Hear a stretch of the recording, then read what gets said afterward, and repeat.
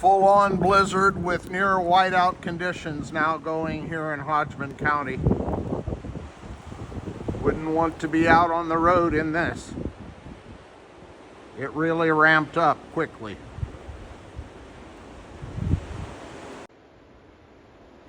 Full-on blizzard in Hodgman County, Kansas.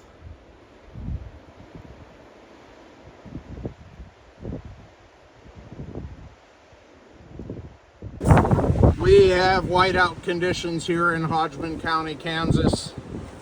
Visibility is now down to near zero.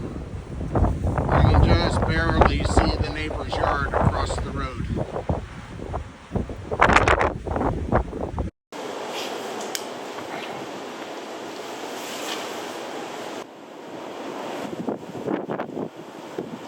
Visibility is down to near zero.